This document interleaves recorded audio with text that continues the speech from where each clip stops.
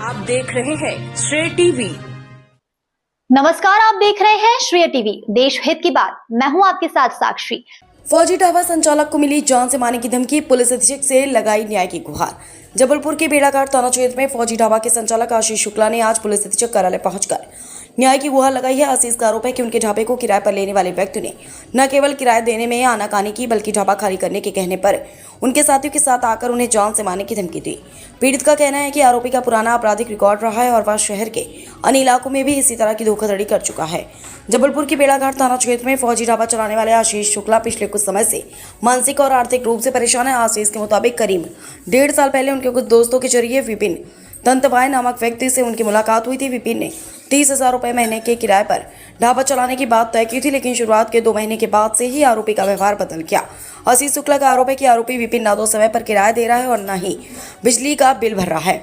हद तो तब हो गई जब ढाबे पर अनैतिक गतिविधियां होने लगी और साथ ही आशीष शुक्ला का कहना है कि उनकी सामाजिक और राजनीतिक छवि को धूमिल करने का प्रयास भी किया जा रहा है। सूर्यकांत शर्मा, एडिशनल एसपी जबलपुर एवं आशीष शुक्ला फरियादी ने क्या कहा सुनते हैं।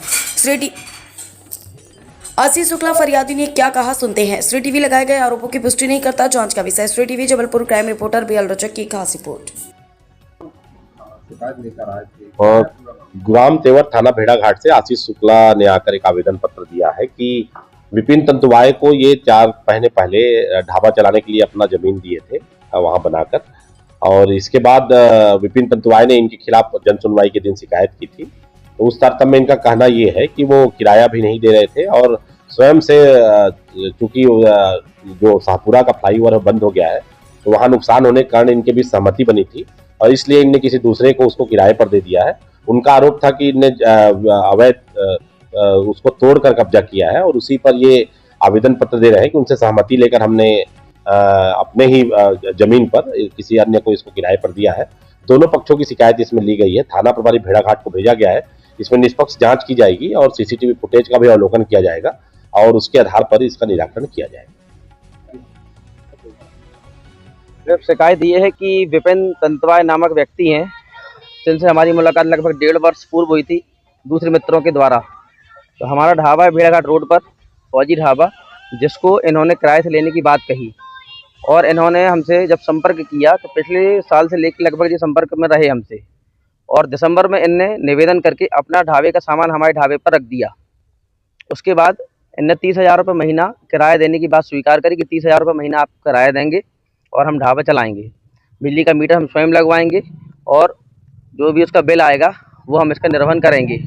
परंतु 2 महीने का एडवांस देने के बाद जैसे ही दिसंबर और जनवरी निकलती है और तारीख जो किराए की डेट डिसाइड हुई वो 1 से 5 के बीच में हुई, तो फरवरी के बाद से इनका बिल्कुल मन सब चेंज हो गया।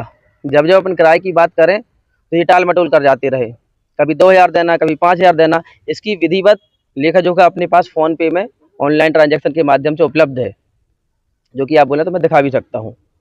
उसके बाद क्या होता है, इनको अपन ने फिर से पुनः निवेदन किया कि भाई साहब अगर आप ढाबा नहीं चला पा रहे हैं तो आप इसको खाली कर दें। वर्करों का 50-50 दिन का पेमेंट नहीं दे पा रहे हैं, अपन को किराया नहीं दे रहे। कई बार इनसे निवेदन करने के बाद आए दिन इनकी गतिविधियाँ बढ़ती गईं। स्वयं ढाबे में शराब पीना और ग्राहकों को भी शराब परोसने का कार्य निरंतर करते रहे। कई बार परिवार के लोगों ने भी हमारे इनको मनाया, पथाया, प्रेम से बोला, पर इनकी बात समझ में नहीं आई। इन्होंने कहा कि 1 अप्रैल को हम आपका ढाबा खाली कर देंगे। 1 अप्रैल से आज 23 अप्रैल हो गया। कई बार बोलने पर भी इनने ढाबा खाली नहीं किया।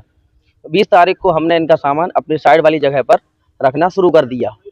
तो रात के 1:30 बजे विपिन तंतवाय अपने मित्र आशीष विश्वकर्मा जी के साथ आते हैं और कुछ लोगों को साथ में लेकर, जो कि हथियार वगैरह सब लेके आते हैं और हमको गाली गलौज देते हैं, धमकाते हैं, डराते हैं कि ये आप अनैतिक कार्य कर रहे हैं, ये कर रहे हैं, वो कर रहे हैं। और उसके आपने थाने में की? हाँ, इसका आवेदन मैं भेड़ाघाट थाने में ऑलरेडी पहले ही दे चुका हूँ। क्या कार्रवाई हुई?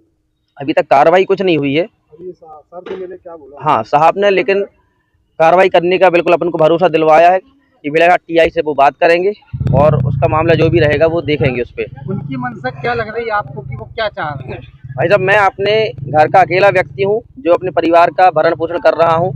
तो ये इनका ऐसा है, जो मैंने जब इनकी कुंडली निकलवाई लगभग 3 साल में, जो जबलपुर के कई जगह पर अलग अलग विजयनगर में, सिविक सेंटर में अपना प्रतिष्ठान खोल चुके हैं और 3 से 4 महीने के तक ही ये प्रतिष्ठान अपना चलाते हैं और उसके बाद ये प्रतिष्ठान बंद कर देते हैं।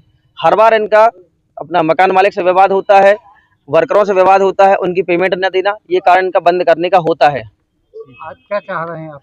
तो हम पुलिस अधीक्षक जी से ये निवेदन करते हैं कि मैं अपने घर का कमाने खाने वाला अकेला लड़का हूँ और कल के दिन अगर मेरी जान माल को कुछ भी खतरा होता है, मेरे द्वारा अगर कुछ ये एक्शन लेते हैं, मेरी चोट आघात अगर पहुंचता है, तो इसकी पूरी जवाबदारी विपिन तंतवाय और आशीष विश्वकर्मा जी की होगी। मेरा नाम आशीष शुक्ला है और मैं पुलिस अधीक्षक साहब से चाहता हूं कि इस मामले को संज्ञान में लेकर प्रॉपर कार्रवाई करने का निवेदन है।